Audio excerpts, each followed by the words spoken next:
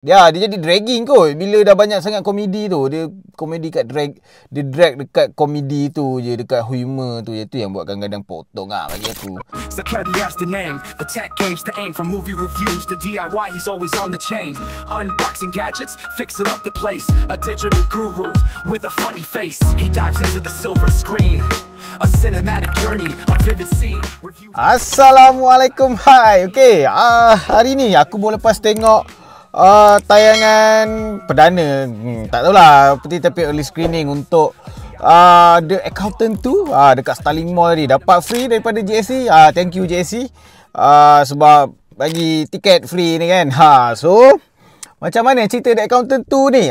Mula first thing first, cerita kali ni dia dah macam Encounter 1 sangat. Dan sinopsis dia bermula daripada kematian, siapa tu yang kalau korang tengok Accountant pertama tu yang jadi polis, yang lelaki tu. So dia mati kali ini, dan macam mana diorang nak cari siapa pembunuh dia, macam mana dia boleh mati, apa semua. Diorang mulalah menyiasat macam mana lelaki tu boleh mati, boleh siapa yang bunuh apa semualah. So lain kau gila tengok sendiri kan, aku malas nak uraikan sangat. Aku mula dengan part yang aku suka. First thing first, yang aku suka sangat, dia masih mengguna ataupun dia mengekalkan pelakon yang sama lah. Hero Ben Affleck, of course, adik dia. Lepas tu yang yang Medina tu, dia punya FBI, pegawai FBI Medina tu pun dia masih gunakan pelakon yang sama. Lepas tu aku tak sure yang pembantu dia yang ada, kalau korang tengok yang pertama dulu, ada yang dalam phone call tu, yang tukang hacker dia kan. Perempuan tu adalah pelakon yang sama ke tak? Aku tak sure sangat lah kan. Lepas tu siapa lagi pelakon yang sama? Ya, itu je lah pelakon utama dia kan. Tu salah satu benda yang buatkan tak jadi spoil lah, bila dia menggunakan pelakon yang sama. Kalau dia tukar pelakon, aku rasa akan jadi tak best lah. Apa lagi yang best dari segi action?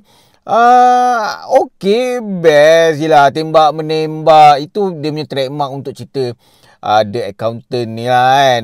Dia tembak menembak. Apa lagi yang best?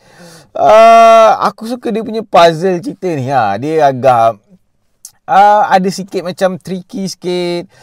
Macam mana dia orang nak settlekan dia punya, macam mana dia nak tahu pembunuh kepada yang polis lelaki tu. So macam mana dia nak uraikan, macam mana dia orang cari maklumat tu, agak mind blown lah kan. Kat sini dia lebih pada menunjuk watak perempuan yang jadi dia punya macam sidekick tu kan, yang perempuan yang cacat sikit. Aku tak tahu dia jenis cacat macam mana, tapi kalau macam Ben Affleck kan dia autism. So perempuan tu aku tak pasti dia punya kekurangan upaya dia tu yang jenis macam mana kan.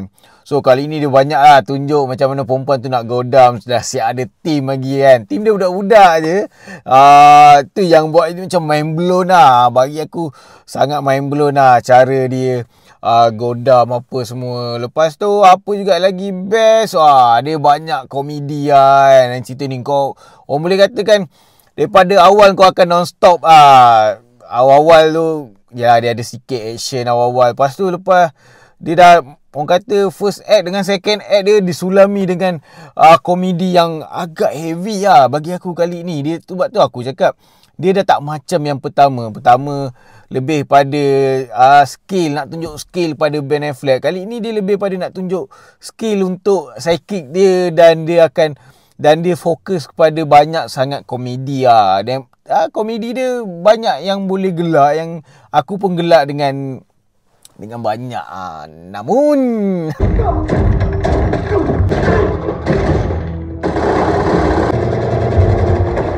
everybody out! Field trip! Get him on the bus!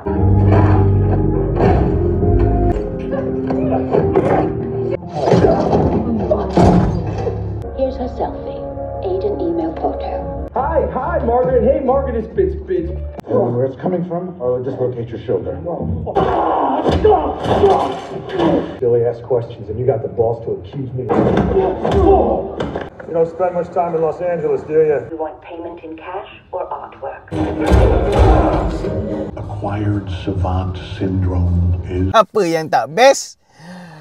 Macam aku cakap, dia banyak komedi. So, benda tu dia jadi override lah untuk keseluruhan cerita ni. Tu yang buat bagi aku agak spoil juga. Walaupun aku gelak komedi dia. Tapi, ya, bila kau tengok cerita genre action, kau berharap dia tak adalah terlalu banyak sangat komedi. Dia lebih fokus lah pada action kan. So, tu lah. Action dia ada mula-mula sikit. Pertengahan cerita aku rasa pun tak berapa banyak lah. Tak ada pun yang boleh aku ingat. Dan ya, ending dia je lah yang dia membuatkan kau akan rasa sedikit ataupun adrenaline kau naik sebab dia ada action. Macam mana dia nak selamatkan misi ataupun dia nak selamatkan lah seseorang kan dalam cerita ni. So kat situ yang buatkan kau rasa baru kau rasa inilah cerita The Accountant yang sebenarnya. Dia bukanlah terlampau banyak komedi humor dia. Ya, kadang-kadang aku tak dapat cari siapa dia punya main villain yang betul-betul orang kata memberi tentangan kepada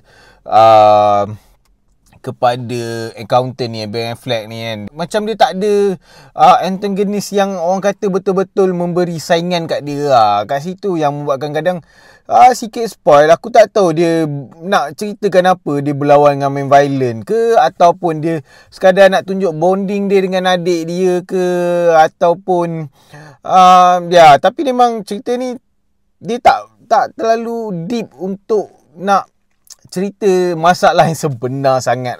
Dia bukan tak terlalu deep. Mungkin sebab dia terlalu di-override-kan dengan komedi-komedi. Lepas tu macam dia terlampau senang bukanlah nak kata terlampau senang, tapi dia agak senang lah untuk dia nak cari sebenarnya siapa yang dalang dalam semua ni. Sebab ya, macam aku cakap, hacker dia tu, pembantu psychic dia tu terlampau power dia punya godam kan. Sampai ke semua benda diorang boleh godam. Jadi kat situ nampak macam tak ada banyak kesukaran untuk Ben Affleck untuk nak cari siapa. Tu yang buatkan ya, cuma kau akan terus je lah cara-cara dia cari. Walaupun ya, in the end dia dapat siapa yang ni kan.